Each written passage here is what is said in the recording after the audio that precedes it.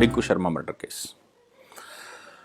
रोहिणी अस्पताल में जिस समय इस्लाम, जिसने रोहित शर्मा की हत्या की, जय श्री राम का नारा लगाने पर जिसकी हत्या की गई हो, राम मंदिर के निधि समर्पण में जिसकी हत्या की गई हो, वो प्रयास कर रहा हो, अपने परिवार का इकलौता कमाने वाला व्यक्ति हो, ऐसे व्यक्ति जिसने अभियुक्त या जो हत्यारा है उस अभियुक्त की पत्नी जिस समय गर्भवती थी और हॉस्पिटल में आवश्यकता पड़ी तो उसने ब्लड दिया हो, भाई अभियुक्त का भाई जिस समय कोरोना से ग्रसित हो उस समय उसको कोरोना के इलाज के लिए अस्पताल में भर्ती कराया हो और परम मित्र होने का एक नाता अपनी तरफ से पूरा निभाया हो, हिंदुस्तान के नागरिक होने का, हिंदू होने का उसने पूरा कर्तव्य निभाया हो और पूरी शिद्दत के साथ, जिसको आप भाईचारा कहते हैं, कभी गंगा जमनी संस्कृति कहते हैं, कभी बहुत बहुत नामों से जो पुकारा जाता हो, उस पर उसने पूरी कोशिश की हो और पूर्ण रूप से अपनी दोस्ती निभाई हो।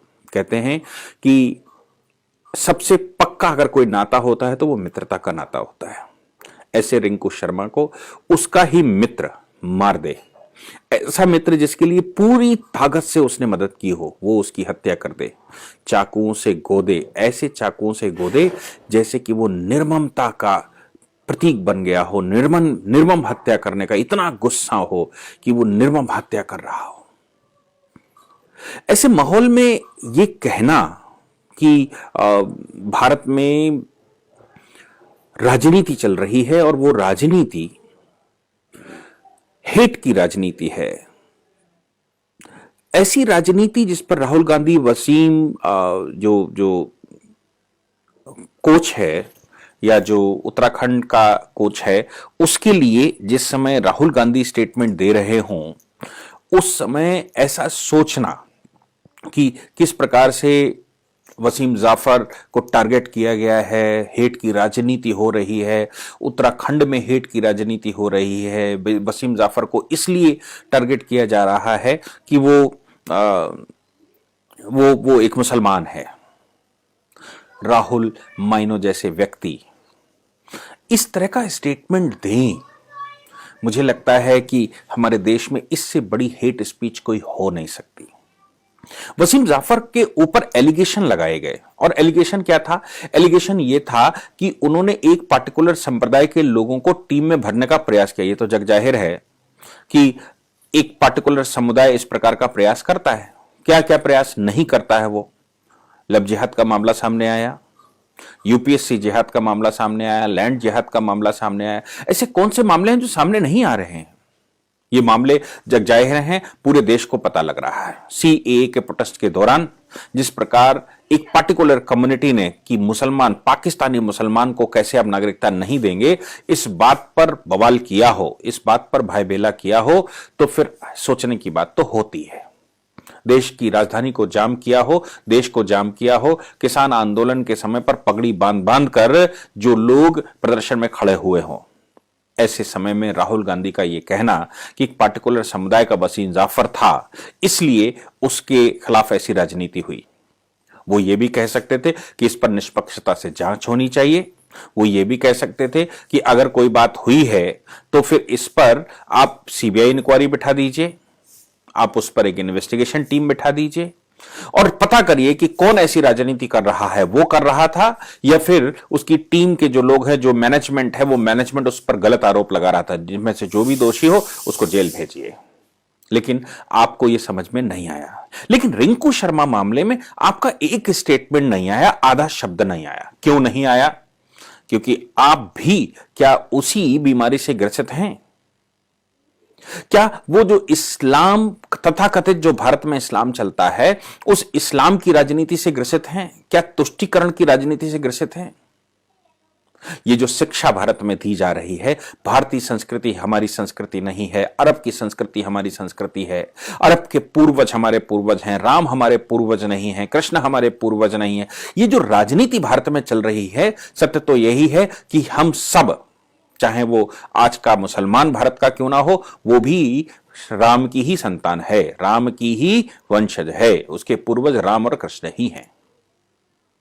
लेकिन राजनीति कैसी होती है, उस राजनीति को जिन्ना ने पहले बताया, मौलाना आजाद ने पहले बताया, और ऐसे बहुत सारे लोग जो लगातार इस प्रकार के कॉन्सुलेट्स भारत में करते आ रहे हैं, जलसे भारत में करते हैं, मुल्ला मौलवी स्टेटमेंट देते हैं। आप बता दीजिए कि वसीम जाफर के लिए आप कह रहे हैं, वसीम जाफर को ग्राउंड में किसने अधिकार दिया कि मौलवी को बुलाकर वो नमाज करवाए? किसने अधिकार दिया कि वो नमाज के हिसाब से अपनी टीम, वो कोच है, लोग खेलेंगे, अब नमाज के हिसाब से टीम की प्रैक्टिस सेट करे? ये किसने अधिकार दिया? लेकिन इस बात पर राहुल गांधी बोलेंगे, पर रिंकू शर्मा मामले में ना ही केजरीवाल के आधे शब्द दिखाई दे रहे हैं कि लिंचिंग पर कितना बवाल हुआ, देश में अवार्ड वापसी गैंग ने कितना ड्रामा किया।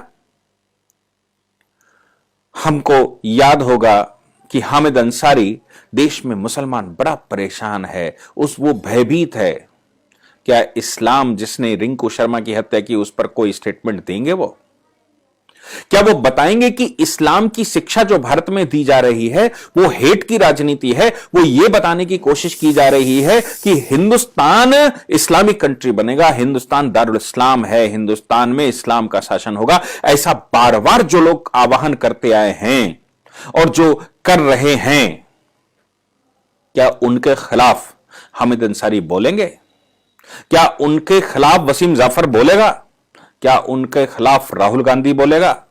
क्या उनके खिलाफ केजरीवाल बोलेंगे? नहीं बोलेंगे। क्यों? क्योंकि इनको सबसे ज्यादा अगर कहीं दुश्मनी दिखाई देती है तो संसार की सबसे शांत प्रिय कौम हिंदुओं में दिखाई देती है।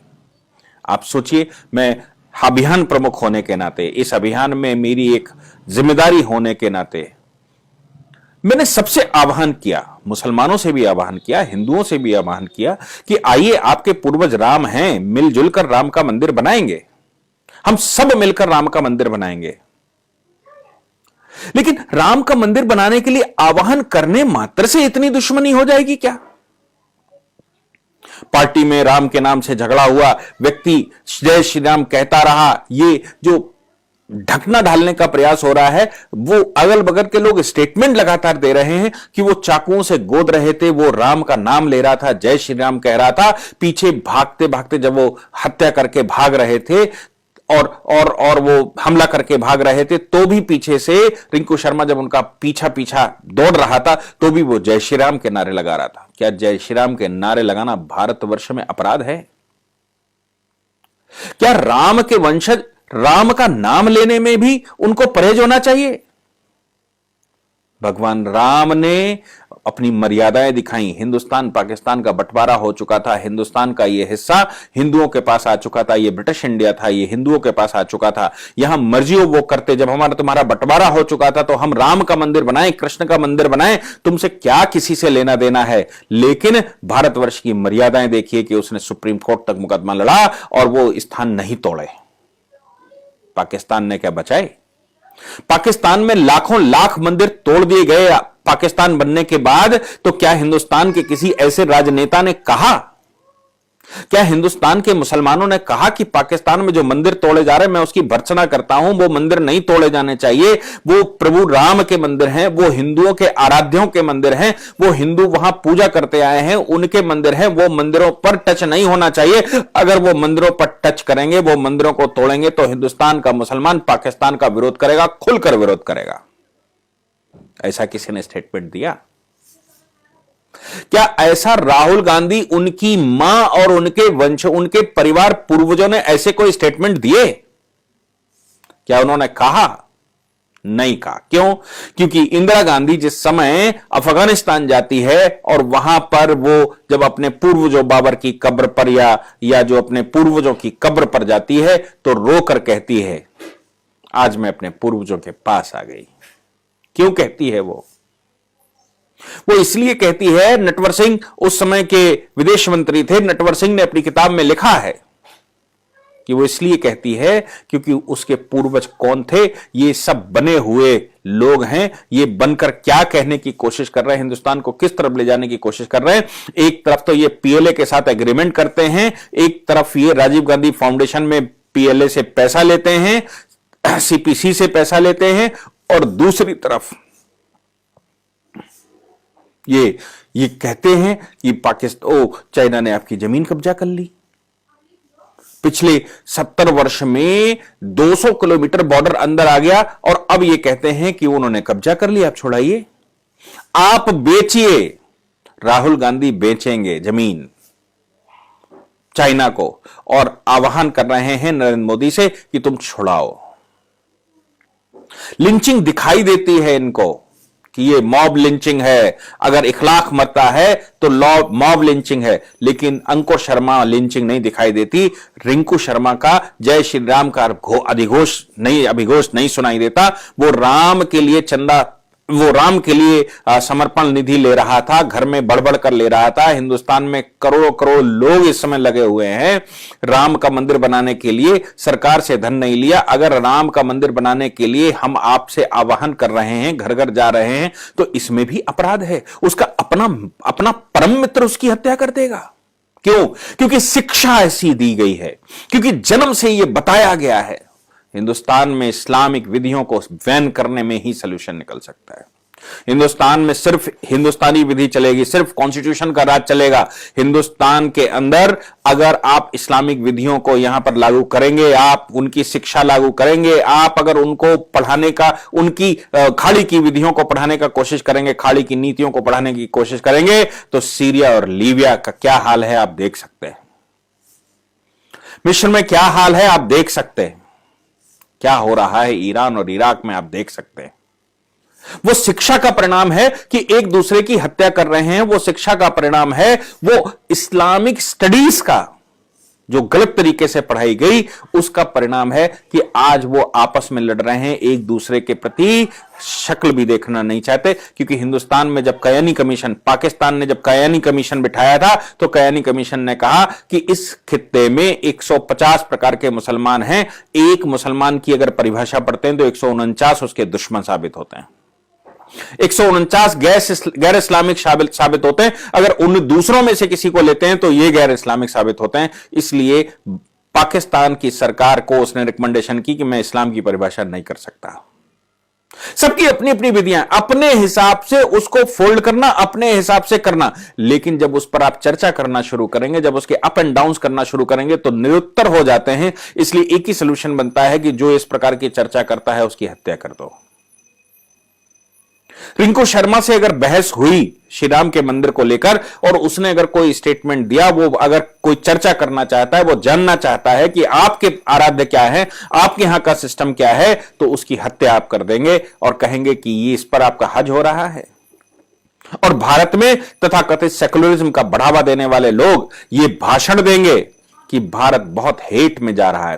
क्यों नरेंद्र मोदी के शासनकाल में, क्यों योगी जी के शासनकाल में ऐसा हो रहा है? इसलिए हो रहा है कि आप जो गणित बनाए बैठे थे, आपने जो विसात बिछाई थी, वो विसात अब बन नहीं पा रही है। आपके सहमति से जिस दारुल इस्लाम की तरफ हिंदुस्तान जा रहा था, अब उसको रोका जा रहा है। हिंदू जागृत हो चुका है, हिंदुस्तान का निवासी जागृत हो चुका है। हिंदुस्तान के लोग अब यह बात समझ चुके हैं कि यह नहीं चलेगा, और इसलिए जब उनकी जागरूकता आई तो अब हत्याएं करना शुरू कर दिया गया है। राम का नाम बंगाल में नहीं ले सकते, राम का नाम आप केरला में नहीं ले सकते, राम का नाम दक्षिण तमिलनाडु में नहीं ले सकते। आप कैसे देश में रह रहे हैं अगर राम का नाम हम नहीं ले सकते? एक पॉलिटिकल पार्टी जो इस बात का विरोध कर दे कि राम का नाम लेना उसकी इंसल्ट है, तो फिर आप सोच कर देखिए कि बाकी के ये जो तथाकथित गलत तरीके से इस्लाम पढ़ने वाले लोग हैं, जो गलत पढ़ने वाले हैं, जिनकी शिक्षा गलत हो गई है, जिनका सिस्टम गलत हो गया है, जिनकी एजुकेशनल बुक्स गलत हो गई हैं, जिन बुक्स में ये लिखा हुआ है कि काफिर की हत्या की जाएगी, जिन बुक्स में लिखा गया है कि उसको ऊपर वाला माफ कर देगा, उन बुक्स को भारत में चलाने का तात्पर्य क्या है? मुझे लगता है कि भारत में अब समय आ रहा है कि हम सबको नई एजुकेशन पॉलिसी की तरफ, और ये जो जिस प्रकार के हेट की राजनीति, हेट की जो रिलीजियस स्पीचेस हैं, उनको वैन करना पड़ेगा। इस प्रकार के प्रोपेगेंडा करने वाले लोगों को वैन करना पड़ेगा। इस प्रकार के लोगों को जेल भेजना पड़ेगा जो हेट की राजनीति करते हैं। लेकिन डिफेंस की राजनीति करने को, अगर आप हेट की राजनीति करते हैं तो लोग डिफेंस तो करेंगे ही। मुझे लगता है कि हमारे देश को अब सबको विचार करना चाहिए कि आप भारतवर्ष में ये जो जिस प्रकार की हेट, रिलीजियस स्पीचेस हैं, हेट रिलीजियस बुक्स हैं, इनको बैन क्यों ना किया जाए। Thank you very much.